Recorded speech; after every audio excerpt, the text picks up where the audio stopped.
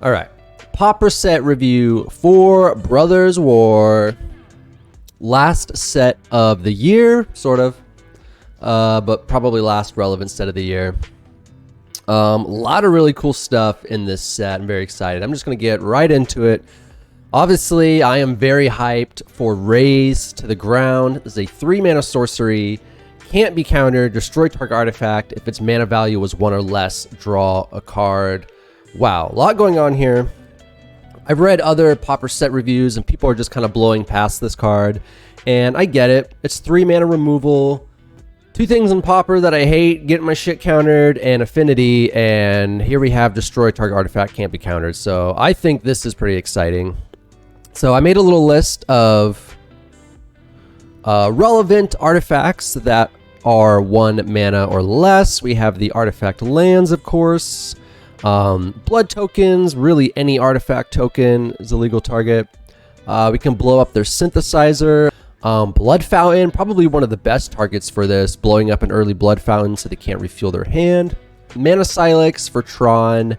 Springleaf Drum has its place. Ginger Brute, definitely you'll see here and there. This is just if we want to draw off of our removal. If we need to, we still have uncounterable removal against something like Mirror Enforcer or any other relevant artifacts. So for reference, the only other spell that we have in Pauper that can't be countered is Heated Debate, which hasn't seen any play. It's too narrow, doesn't replace itself. So hopefully Race to the Ground at the very least is just a sign of what's to come, that we're going to get better stuff to fight against blue. So that's my first big hype card.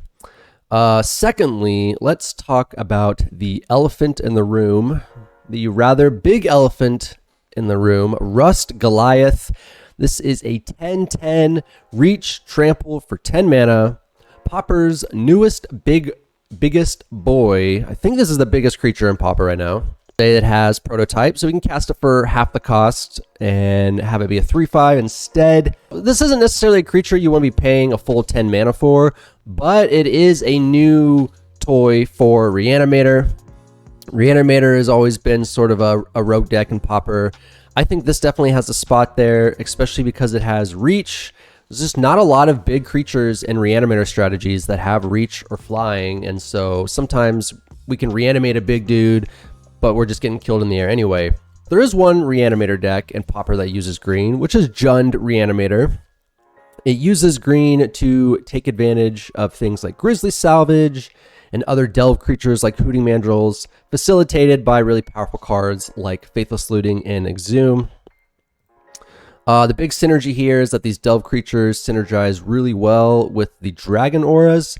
Originally, I thought Rust Goliath did too, because you'd cast it for 5 and it would have a mana cost of 10. But it's not the case. To cast it for 5, it does have a mana cost of 5. We are getting something very similar, though, to these dragon auras, which is Dredging Claw, a 2-mana artifact equipment. Equipped creature gets +1/+0 in Menace. Whenever a creep creature enters the battlefield from our graveyard, we can attach Dredging Claw to it, and we can pay 2 to equip it. So, Dredging Claw, very similar advantages and disadvantages over the Dragon Auras. For one, we have to pay mana for it, which, you know, is worse than just paying nothing. But it doesn't get exiled and swept away if our grave gets hated on. So it's a little more persistent in that way. So I think Dredging Claw, as well as Rust Goliath, are definitely worth trying out. And speaking of Reanimator, we have a new reanimation spell. Recommission. This is a white sorcery for 2 mana.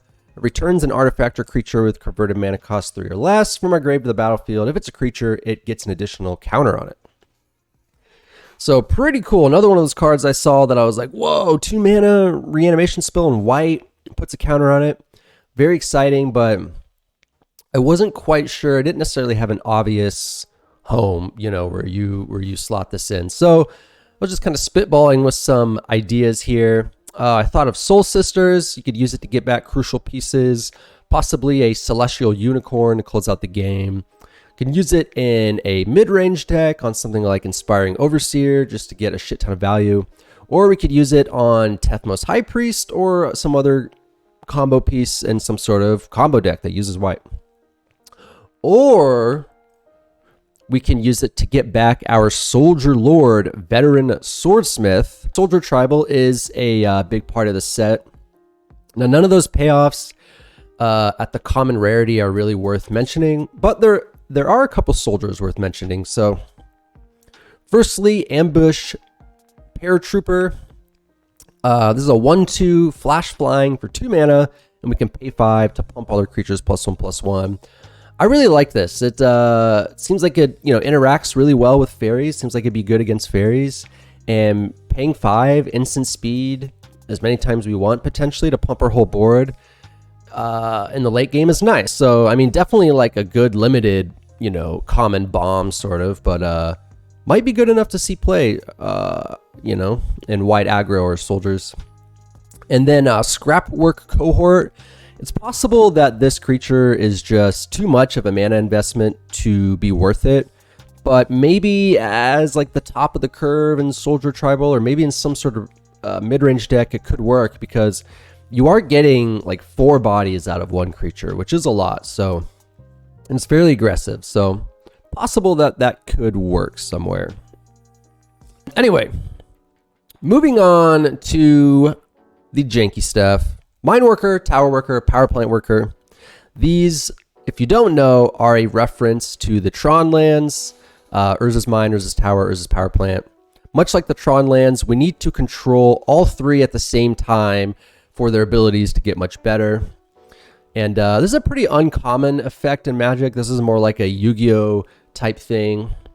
And like I said, we're only seeing it here because it's a sort of a callback, but Power Plant Worker kind of ruins the whole thing. Mine Worker is Tower Worker is the best.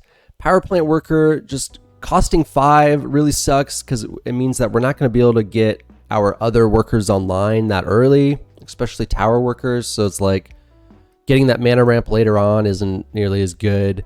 And then its ability just is the most underwhelming too. I mean, it's asking for a lot. It's asking us to have at least 8 mana and all these 3 dudes on the field, and it still only lets us activate it once per turn. So kind of unfortunate that Power Plant Worker sucks. I think they probably didn't want this to be too good.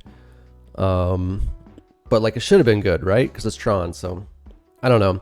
Something worth mentioning here though that's really cool with Pauper is, like Tron, we actually have a way to fetch up any of our Tron workers with Self-Assembler.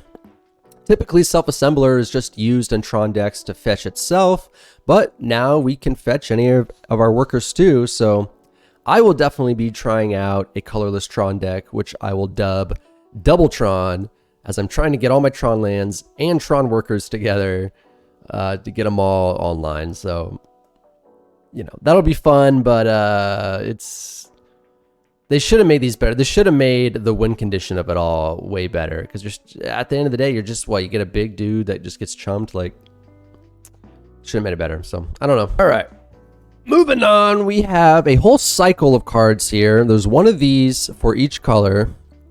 And what I mean by that is that they are all creatures that when they enter, you mill 3 cards.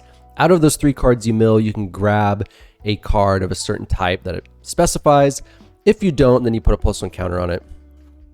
I'm not going to talk about all of them. I'm just going to talk about the best ones. Airlift Chaplain is the most exciting to me because it's in white. And this sort of card advantage is just not something we see all that much in white. As well as, the green one can grab lands. The black one can grab creatures. But this can grab creatures or lands. And it has flying. So overall, just really good here. Pelagi, Archaeologist. This, as far as I can tell, is just a straight up better version of Augur of Bolas. I mean, unless the Merfolk creature type becomes relevant, this is just straight up better. Because even if you whiff, we're still getting 3 cards in our grave that we can get back or, use for Gurmag Angler or something. And if not, then we're getting a bigger body out of the deal. We're getting a 1/4 instead of a 1/3. So definitely going to be seeing this around. Moving on to Excavation Explosion. I guarantee this is a card that no one has mentioned in their Pauper set reviews.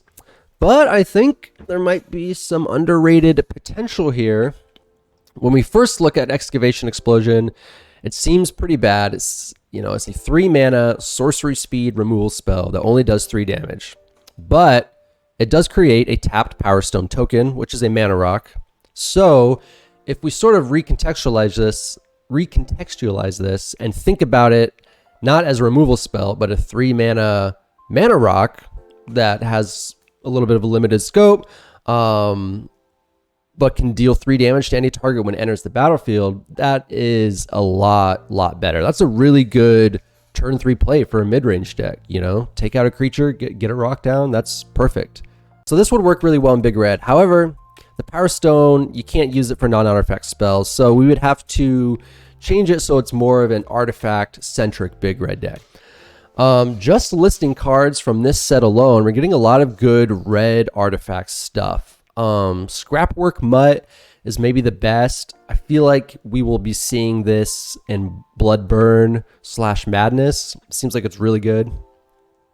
Mishra's Juggernaut, probably not that good, but still worth mentioning as a persistent threat, possibly for, you know, this artifact big red deck. And then Tamakul Scrapsmith, much like white, we just don't get a lot of creatures that provide so much value upon entering, especially just like straight up value, like not even drawing and discarding, but just straight up getting a new card. So pretty cool card there. And then I just made a little list of some other cards that could be considered for an artifact big red deck. Arcbound Slasher, Trailblazer's Torch, Lantern of Revealing, both new cards from Baldur's Gate that are really good. So just trying to get the idea juices flowing. Pretty close to the end. We're just going to the rapid fire round here. Goblin Blast Runner. This is probably the most hyped card out of this set. Everyone is calling it the Red Delver, as it is essentially a 3/2 menace for 1 red mana. It's also a goblin, which means there's a lot of synergy there. Definitely going to be seeing this dude around. Maybe goblins will make a comeback outside of Mogwarts. Scrapwork Rager. I think this is really good. This seems like a mid-range all-star here. It's possible the mana investment and the life loss makes it, you know, not as good, but it seems really good to me, especially with Unearth getting around counterspells and stuff. So Dwarven Forged Chanter, essentially just a better version of Vampire Sovereign, except obviously a dwarf instead of a vampire. It's possible that Is It Blitz or Hot Dogs decks will want to use this. I mean, it doesn't get nearly as big, but it has a lot more built-in protection. So maybe a sideboard option against a removal-heavy meta. I don't know. At least with the mono red version, where you don't have like as much protection in the form of counter spells. So might be seeing it. Infiltrator, Gixian Infiltrator. This is pretty much just a 2 mana Mortician Beetle. Mortician Beetle already sees play, so it's possible this will. Gnarl Root Pallbearer. Cool card for limited. You know, might just quickly fade into obscurity, but I just want to point out we're getting more and more abilities that care about, you know, number of creatures in the grave. The thing with Pauper is that we have really good grave hate, so maybe moving on in the future, if we get just better ways to keep filling our grave, these sort of abilities will become more relevant in Pauper. And the other reason I wanted to mention Gnarl Root is just as far as Tree Folk go, he's a pretty good aggressive Tree Folk, and there are some Tree Folk payoffs in Pauper. So I'm going to be keeping this guy in the back of my mind for sure. Then lastly, we have Takasia's Dig Site. This is the land that taps for colorless, or it can pay 3 and tap to surveil. Comparing it to the Scrylands, I mean, it's comes in untapped, it's cheaper, surveil is stronger. Obviously, it's colorless, so you gotta work around that, but definitely worth trying out for sure, especially in mud, which the art really fits well with. And then our last card is Overwhelming Remorse. This is a card that at first seemed really good until I thought about it a little bit more. I mean, obviously 1 mana instant speed exiling a creature is incredibly powerful, but again, we don't necessarily have the best ways to get all those creatures in our grave super fast, or in the type of deck that would want this, we're going to be playing a lot of non-creature spells. So you know, it's probably not going to be that cheap in the early game, which is when you're going to want removal the most. So possible overwhelming remorse, we just won't see it, but worth mentioning for the potential. So that's my set review. That's my Pauper set review for Baldur's Gate, or for Brothers War. There's more cards I could have talked about and mentioned for sure. There's a lot of cool stuff in this set. For a lot of cool archetypes, meta and jank and the like. So yeah, very, very cool. I don't always do Pauper set reviews, but I wanted to for this set just because that's how good it was. So there you have it.